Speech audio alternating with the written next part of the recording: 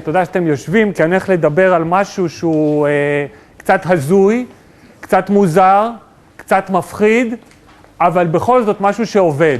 אנחנו הולכים לדבר על מערכת תמיכה בקבלת החלטות שמבוססת על אבחון אישיות, אתם יושבים חזק?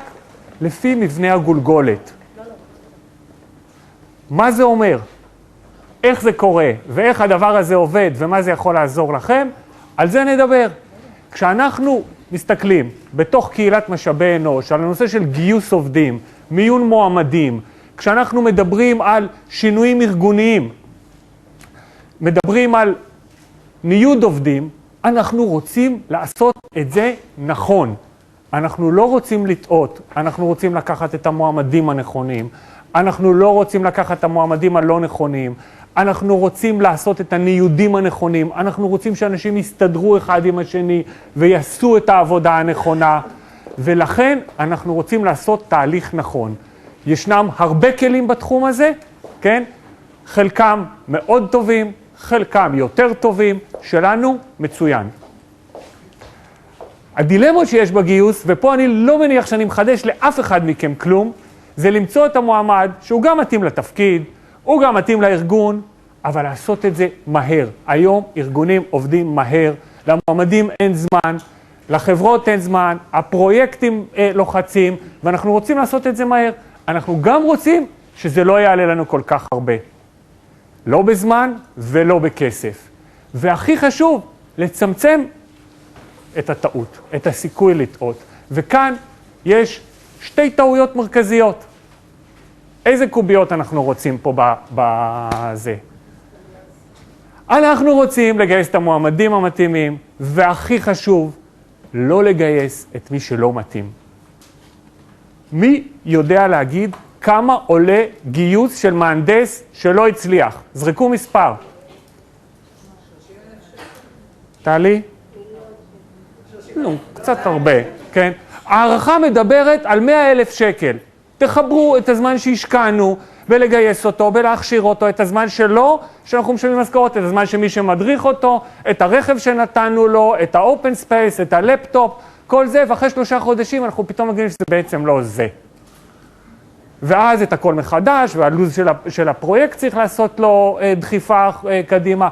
אנחנו לא רוצים, אנחנו פשוט לא רוצים, אנחנו רוצים את הקוביות האדומות לצמצם ככל האפשר. ולכן אנחנו רוצים לסנן את המועמדים במהירות, אנחנו רוצים להחליט את מי לזמן לרעיונות. תחשבו, כמה מועמדים אנחנו מקבלים, כמה מהם רלוונטיים. לכתוב קורות חיים, כל אחד יכול, היום יש הנחיות באתר של HRS, איך לכתוב קורות חיים. ברק עשה את זה כך יפה. כולם שולחים, כולם יפים, כולם חכמים, כולם נבונים, וכולם יפות עוד יותר, אבל אנחנו בכל זאת רוצים לעשות את זה נכון. ואת מי אנחנו מקדמים, ועם מי אנחנו עושים את התהליך שבסופו של דבר נגייס, זה החלטה שהיא מאוד קריטית. היא מאוד קריטית, ועליה אנחנו נמדדים. במחירות מודדים כמה הם מכרו, בפיתוח כמה מוצרים הם פיתחו, ואותנו גם כמה מהר גייסנו, וכמה שגיאות עשינו בדרך. ואנחנו מביאים לכם עוד כלי אחד בשביל לקבל את ההחלטה יותר טוב. אחרי שקיבלתם את העובדים, שינויים ארגוניים, טבע, חברה קטנה עושה שינוי ארגוני מז'ורי פעם ב-18 חודש. חברות אחרות עושות את זה בקצב שלהם. את מי לנייד? לאן לנייד? האם הם יסתדרו? האם זה מתאים? איך אפשר לעשות את השידוך הזה שיעבוד? על כל זה עוד כלי אחד לשירותכם. הרקע. אנחנו מדברים על מחקרים שרצים כבר מאות שנים בתחום הזה. מחקרים בתחום של פיזיוגנומיה, אוקיי. מחקרים בתחום של הפרנולוגיה, שזה הקשר, מבנה הגולגולת וההתנהגות, כן? סדרה שלמה של מחקרים, התחילו עוד בימי אריסטו, יש כתבים מהעניין הזה, אבל בעידן החדש, מחקרים גדולים בשנות ה-60 של צמד חוקרים בשם ווייטסייד, בני זוג, שהיה להם מדגם די גדול של 1,600 מועמדים, והם בחנו את הנושא הזה של קשר בין מבנה האישיות למבנה הגולגולת. הם בחנו את זה, והם מצאו שיש טביעת אצבע לכל גולגולת. יש לה תעודת זהות משלה, ויש קשר בין דפוסי האישיות למבנה הגולגולת. נשמע הזוי, נשמע מוזר, אבל זה מה שהם מצאו. ואז קמה בחורה נחמדה מאוד, יושבת פה, קומי רגע, תמר, נראה אותך, תמר חרפק, ארכיאולוגית בהכשרתה, עוסקת בתחום הזה 17 שנה. 17 שנה, בחנה אישית מאות גולגלות, מדדה והסתכלה, הם לא ענו לה, אבל היא המשיכה. והיא בחנה גולגלות מתרבויות שונות, מטריטוריות שונות, והיא גילתה שאכן המחקרים של וייטסייד יש להם תמיכה בשטח. והיא התחילה לעבוד עם זה, היא התחילה לעבוד עם זה, עם חברות, עם ארגוני הביטחון, גם המשטרה וגם הצבא, והתחילה לתת שירות בעניין של מבנה האישיות כחלק, כפונקציה של מבנה הגולגולת. ומה שהחברות האלה גילו, שהדיוק של הדוחות הוא מעל 90%. אנשים התנסו בזה ואמרו, כן, זה מייצג, זה נותן. ומה שאנחנו הצענו לאנשים, תמר התחילה עם זה, ועכשיו אנחנו מציעים גם לכל מי שנמצא פה היום, בואו תתנסו בזה בעצמכם, כן? בואו, אחרי המצגת בהפסקה, תצטלמו, תקבלו דוח שלכם, ואתם תגידו כמה הוא רחוק מאיך שאתם מכירים את עצמכם.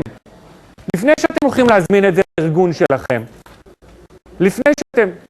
10 דקות, אני יכול לספר גם על חמותי, איזה יופי. עוד? בכל אופן, המודל הזה, מה שמיוחד בו, שאחרי שתמר פיתחה אותו, אנחנו בנינו לו גם אלגוריתם ממוחשב. ולכן התהליך הזה עכשיו הוא הרבה יותר מהיר. אנחנו למעשה ללקוחות שלנו מתחייבים לספק דוח על המועמדים שהם שולחים תוך 24 שעות. תארו לעצמכם, ראיינתם מועמד ואתם מתלבטים, כן לשלוח אותו לאחד ממכוני המיון, לא לשלוח אותו לאחד ממכוני המיון, כן הוא מסכים.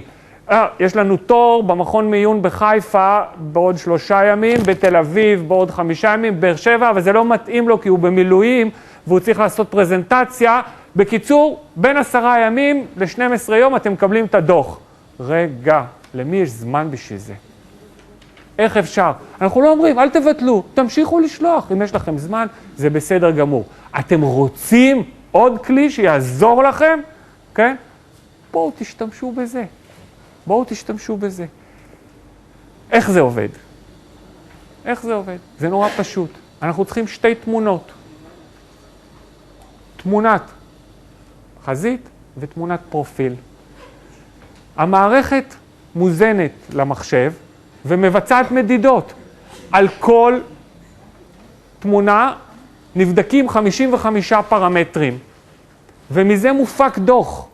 הדוח הזה פותח על ידי פסיכולוגים תעסוקתיים, פסיכולוגים קליניים ופסיכולוגים כמוני, ארגונים תעשייתיים, שעבדו בצד השני, בצד המקבל של הגיוס, ואנחנו מייצרים דוחות שהם דומים מאוד לדוחות שאתם מקבלים היום. יש בהם התייחסות לכישורי חשיבה וביצוע, יש בהם התייחסות לדפוסי אישיות ולכישורים בין אישיים, והם כוללים בגיוס התייחסות להגדרת התפקיד, עד כמה המועמד מתאים להגדרת התפקיד שניתנה על ידכם, חוזקות, חולשות, ומה שכל מנהלי משאבי אנוש, בעצם לא כולם, רובם מחפשים, תן לי שורה תחתונה.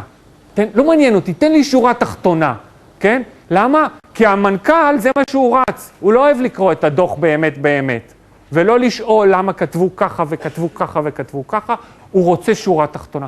אנחנו נותנים את זה, כן? אנחנו נותנים, ואנחנו נותנים גם המלצה, כן? אנחנו נותנים גם המלצה. יש לכם פה דוגמה, אני לא אקרא אחד, של חלק מהיכולות שמופיעות בדוח, שאליהם אנחנו מתייחסים. אמינות, שמירה על נועלים, עמידה ביעדים. אני לא חייבים לזכור את הכל, זה מופיע. עוד רשימה, לא קטנה, כן? כל זה מופיע בדוח. קצת ויזואלי, איך זה נראה, כן? היא עובדת כבר, היא עובדת, כן. היא לא הסכימה לקבל את מה שהצענו לה בתור compensation package, אז זה היה קצת בעיה.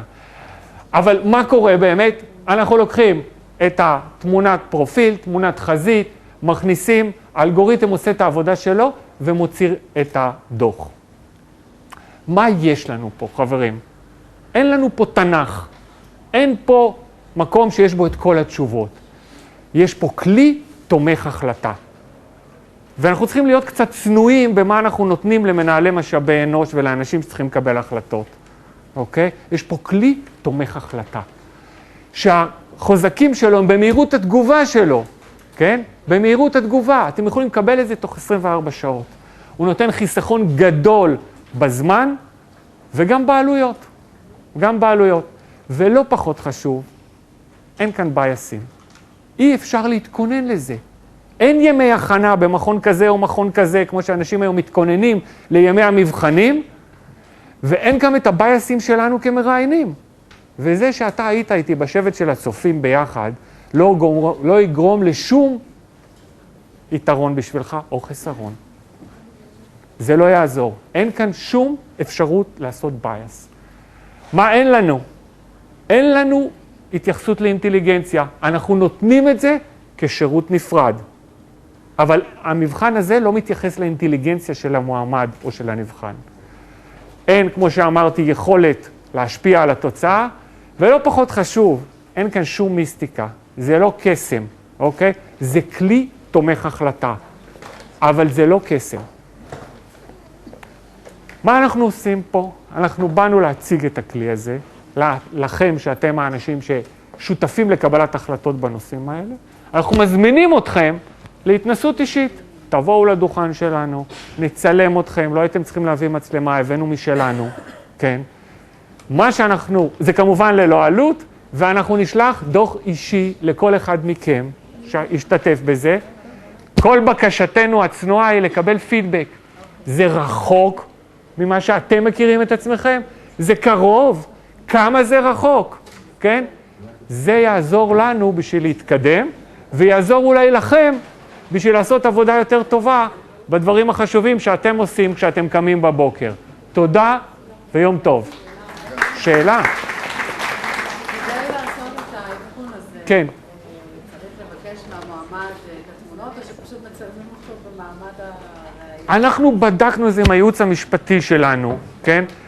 אנחנו ממליצים, כמו שאת אומרת לבן אדם שאת שולחת אותו לגרפולוגיה, כן? דרך אגב, יושב פה מיכל נפתלי, המנכ"לית של מכון נפתלי, שהיום בשיחה איתנו תומכת בממצאים של תמר בנושא הזה, שאכן יש טביעת אצבע לכל גולגולת. אז אנחנו ממליצים לבקש את הסכמתו.